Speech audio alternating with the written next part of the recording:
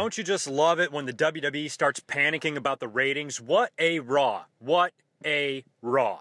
We're going to talk about it all. I know everybody's dying to hear what I have to say about Hell in the Cell and Raw. That's why we're here. And this, as usual, is just going to be an overall commentary on both shows. I'm not going to individually talk about the Hell in the Cell results and then individually talk about the Raw results. We're going to talk about everything as a whole here. What are we going to talk about first? I know everybody wants to hear it. Holy fucking shit. John Cena comes back in Hell in the Cell and wins the World Heavyweight title. We mostly thought that he would.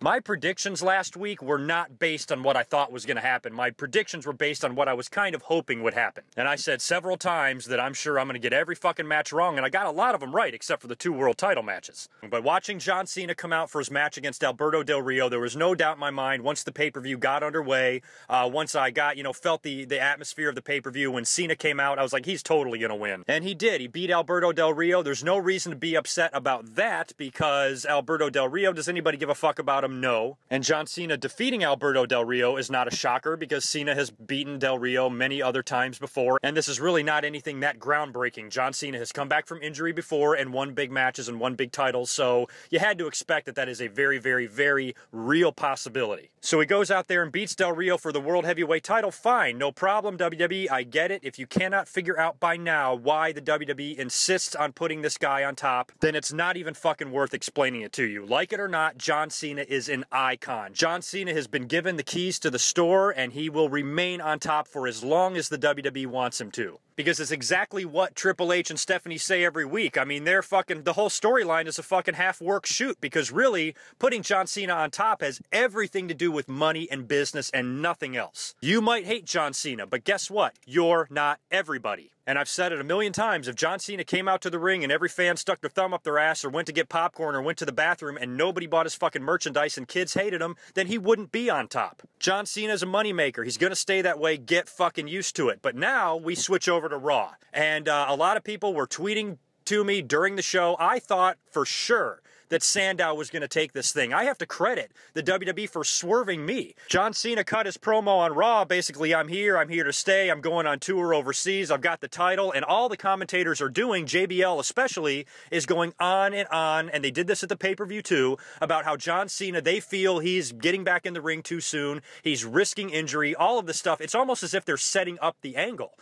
Talking on and on about nobody can come back from a surgery that fast, it's impossible, and he can't be 100%, and it's very dangerous for John Cena to be competing in high-profile matches right now because he can easily get hurt again. And then Damien Sandow's music hits. The crowd goes apeshit. But wait a minute, Damien's not going to come out there and cash it in on a fresh John Cena. So I thought they were just teasing the potential feud. I thought Damien Sandow was going to come out there, cut a promo. One of these days I'm going to cash this in on you, Cena, and you're never going to see it coming. And of course he teased the whole thing of cashing it in and said, nope, I'm not going to do it tonight. So the whole time you just thought it was going to go to commercial. And then Sandow nails John Cena and just brutally attacks his arm. He attacked John Cena's arm the same way that Kane and The Undertaker attacked Vince McMahon's ankle 15 years ago. He smashed it to shit with the fucking ring post, the briefcase, a chair, and then he gave it a fucking concerto inside the steel steps. It was unbelievable. You would think that John Cena's arm has been shattered into a million fucking pieces, and then he decides to cash in the briefcase. Now, even somebody like me, who's not anti-Cena, now don't mistake, that doesn't mean I'm pro-Cena, it just means that I'm not anti-Cena.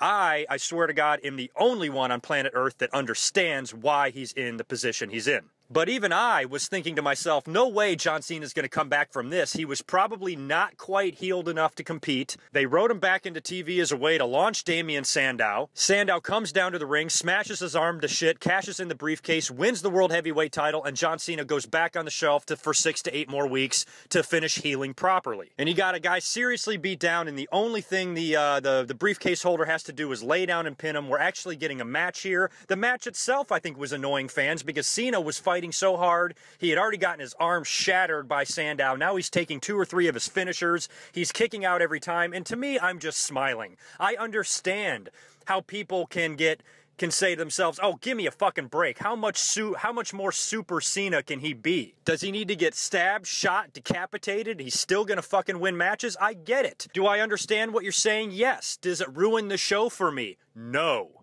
Big no. I mean, for fuck's sake, the entire crowd was chanting, "This is awesome." Did you hear me? They were chanting, "This is awesome" during a John Cena match. I thought John Cena couldn't wrestle. I thought John Cena couldn't tell good stories. This guy has had surgery and has been on the shelf for 2.5 months. You think he's rusty? Fuck no. He's got a match that's keeping the fans on the edge of their seats. People were fucking going nuts for this thing. I was on Twitter 100% convinced that Sandow was going to win. It was all of you that were telling me to shut the fuck up, that Cena's still going to win this. And I said, no way, not even Cena is going to be able to come back from a beating like that. They normally don't put the briefcase on a wrestler unless they intend on giving him the title anyway, so all directions pointed to Sandow taking the title. And not 10 seconds after the fans were chanting, "This is awesome," John Cena hits the fucking attitude adjustment and gets the 3 count. I fucking blew a booger on my shirt. I was laughing so hard. I couldn't fucking believe what I was seeing. I was saying to myself, really? Now, did John Cena bury Damien Sandow? No, the WWE chose to do that to Damien Sandow, not John Cena.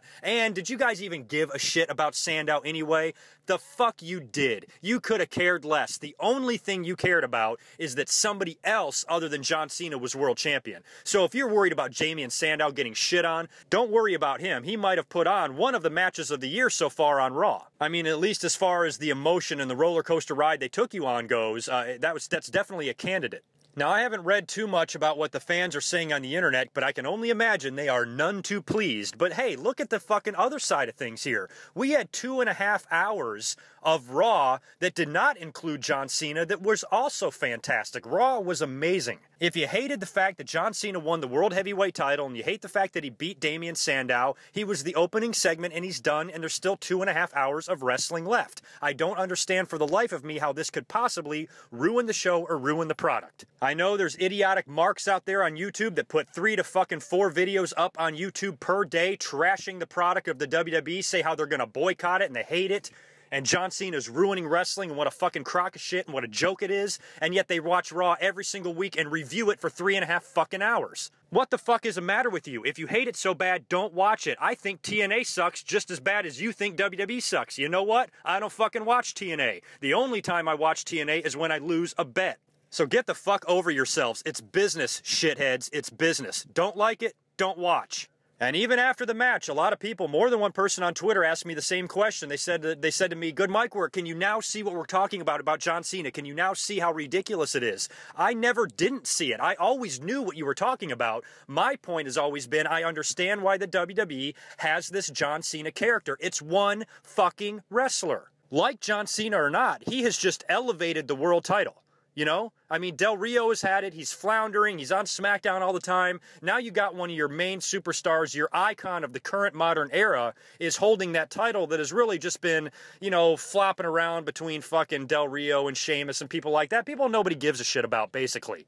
So whether you agree with the way John Cena is booked or not, he has now elevated that title and made it mean more, and this could maybe, who knows? I've always said the WWE won't unify the titles. It would be basically, like I said earlier, bad for business to do that. But I'm starting to think maybe, just maybe, they're laying the groundwork for a possible unification. You got Randy Orton and John Cena, both current World Heavyweight Champions. The two guys that they wanted to be on top for the last 10 years anyway are back on top again here in 2013. John Cena just gave a superhuman-like performance against Damien Sandow. You wonder if they're going to build him into an extremely hot streak going into WrestleMania, you know, to possibly unify these fucking things. Who knows? There's no telling what they have up their sleeves, but I really don't see it necessary to shit on this storyline because, like I said earlier, you had a fucking match where the fans were chanting, "This is awesome." What's the matter? It's not awesome anymore because John Cena won? That's fucking stupid.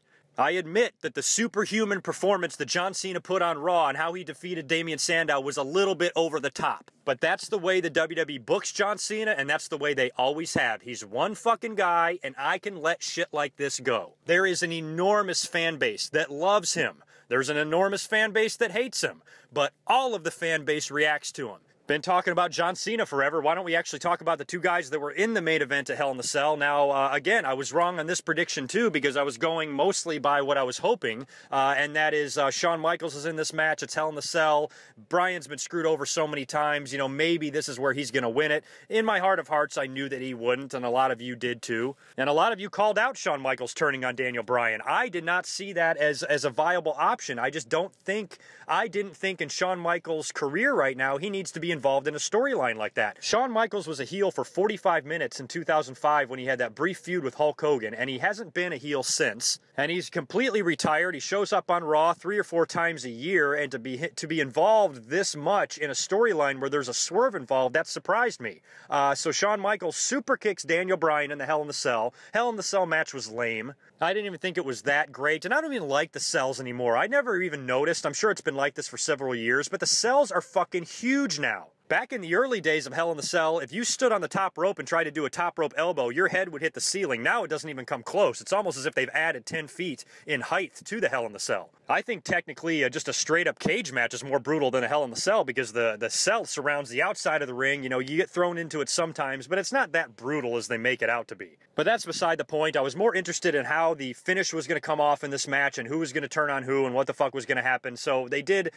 I really didn't like the finish of the match. What happened? Shawn Michaels got bumped by Randy Orton and fell down. Shawn Michaels, the greatest wrestler of fucking all time, got bumped by his shoulder and falls. Triple H feels that he needs to get the referees to unlock the door and get in there and check on Shawn Michaels. The guy that has fallen off ladders and cells and fucking been tombstone and pedigreed and sharpshootered for 25 fucking years. They don't think he can take a little bump and fall down. He's not fucking Jack Doan. He's goddamn Shawn Michaels. He's fine. He'll get up. So Triple H feels the need to get in the ring and fucking stick his nose in it. Daniel Bryan gets pissed, hits Triple H with his finisher. Shawn Michaels sees that and decides to super kick Daniel Bryan, allowing Orton to get the pin and become the new WWE champion. That was an ending that actually did surprise me. So on Raw, you have to wonder what the fuck. What is Shawn's explanation for this? Did he really turn heel, or did he see Daniel Bryan attacking his friend and he reacted the way best friends react to when one of them's getting beat up? So it was almost as if you were not even sure if Shawn Michaels even did turn heel. Why the fuck did he do that? He's been defending Daniel Bryan. He's been telling Triple H, chill out. What do you have against him? He's a good wrestler. He's worked hard. He's overcome every obstacle that you've thrown at him. Why don't you have respect for the fucking guy? And I believe he is good enough to be the world champion and be the face of the company and all of that. So Shawn Michaels all of a sudden have a change of heart just because Daniel Bryan gets so pissed at Triple H for interfering in his match that he hits him with his finisher. Triple H fucking deserved it. He had no business being in the fucking ring anyway. So I, for one, couldn't wait to hear Shawn Michaels' explanation. And he came out on Raw and he sort of gave one, you know, and just talked about basically everything I just said. But Daniel Bryan then hits the ring. Shawn Michaels then starts healing. Shawn Michaels, you know, did a really good job of being an asshole. He was pointing at Daniel Bryan's face, you know, showed me some fucking respect. I'm Shawn fucking Michaels. You little asshole. Shake my hand. Accept my apology. Move on. Daniel Bryan's like, puts him in the yes lock. Shawn Michaels is tapping like a bitch, which was fucking great to see Shawn Michaels take on this little bit of a different role. Now he's injured. I probably will keep him off TV for a couple of weeks until he resurfaces to finish off and finally blow off whatever the hell they're doing here. Is it going to lead to a match with Shawn? I really sincerely hope not. Everything that I've heard so far is that Shawn Michaels will not be getting back in the ring. I'm telling you right now, even if he did get back in the ring with Daniel Bryan, I don't want to see it. I want Shawn Michaels to stay retired. Shawn, thank you for every year you gave us in pro wrestling. You are the most amazing wrestler I have ever seen in my life. And it's not that I don't love you, but I don't want to see you come back. I want to see wrestlers stick to their retirements. There is nothing Shawn can do that can ever top what he's done before. And I would hate for him to have a match with anybody at this stage in his life and it be a stinker, and that's the way you remember Shawn. I am perfectly happy remembering Shawn the way I always have, and that is probably the greatest wrestler that we've ever seen. So whatever Shawn Michaels decides to do, I hope he keeps his ass out of the ring. If anything, I think this is going to lead to a match with Daniel Bryan and Triple H, because Triple H teased during the contract signing, you know, I would never get in the ring with somebody like you. I wouldn't waste my time with you. I only wrestle big stars. Now they're getting physically involved with each other, and Triple H is really the one that seems to have it out for Daniel Bryan to begin with. Randy Orton is just Triple H's pawn. So Triple H and Daniel Bryan seem to be the main conflict here, and I have a feeling we're going to see a match with those two, and Triple H might put over Daniel Bryan the same way Triple H put over Jeff Hardy. The next thing we see on Raw is pretty fucking interesting too. After Daniel Bryan gets done beating the shit out of Shawn Michaels, he cuts a promo backstage, and who attacks him? The Wyatt family. At first, I'm thinking to myself, fuck, this sucks. Shawn Michaels just super kicked Daniel Bryan right down to mid-cards. He's going to be feuding with Bray Wyatt now? Fuck me. I like Bray Wyatt. I love the Wyatt family gimmick. I think it's awesome, but I still want to see Daniel Bryan, you know, in this main storyline with the fucking authority here. I want to see him, you know, feuding with Randy Orton for the title or Triple H or something like that. I don't want Daniel Bryan to be knocked down a peg and have to fuck with these guys.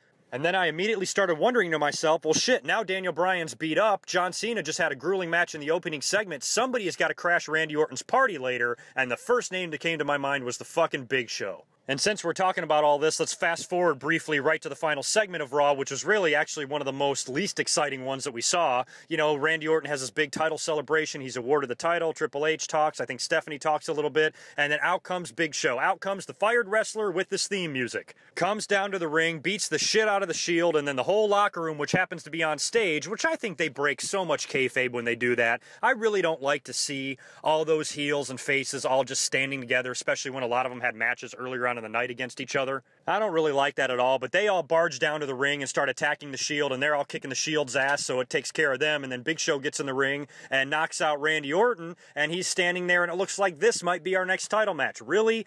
Big Show versus Randy Orton? No thank you. I laughed my ass off when they had the interview with David Otunga saying, you know, Big Show, you know, he could own the company when this is all over. This is a serious lawsuit. What the fuck ever. So who knows where that whole situation's going to go, but I'm still not done with Daniel Bryan. I still want Daniel Bryan to have his chance here, and I still want him to remain in this feud in the storyline. I'm hoping that he will, and I'm guessing that he will, because when I thought that he was going to be feuding with Bray Wyatt, I think I was wrong. Let's talk about CM Punk. Hell in the Cell. He gets into the match with Ryback, has a pretty bad match, ends up beating Ryback.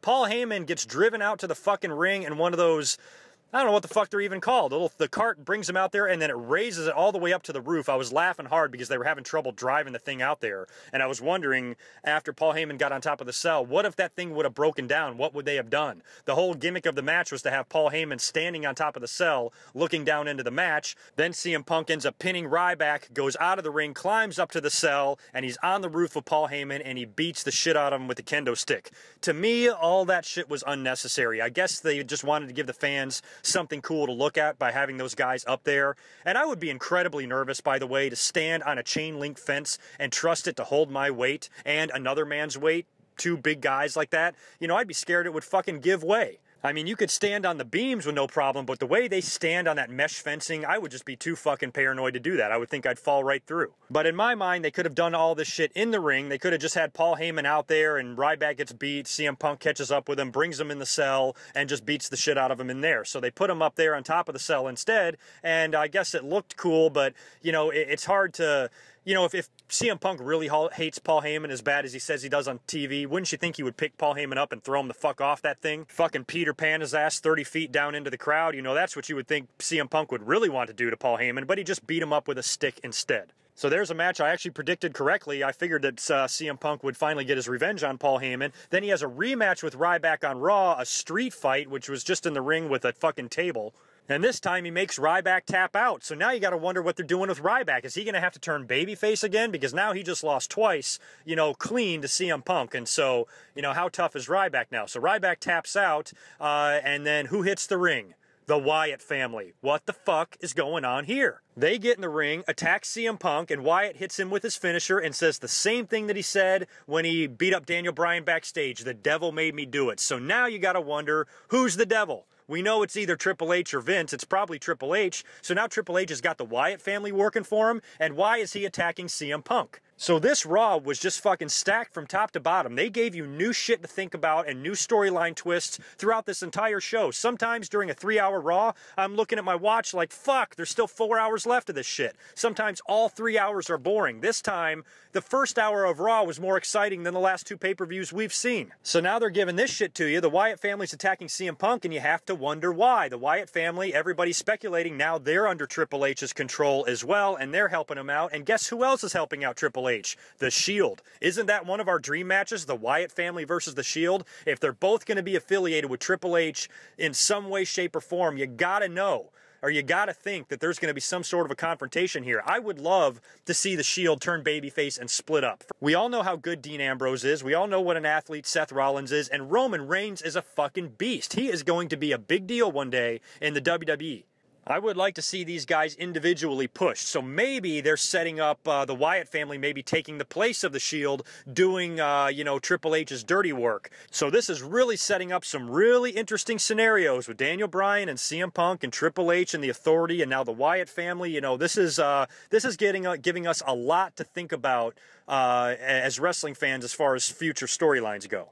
And then, as if things can't get any weirder, and I know I'm skipping around here, Kane returns at Hell in the Cell as well. He has a match on Monday Night Raw against The Miz, beats him in like 5 seconds, and then gets on the mic and calls out Stephanie McMahon.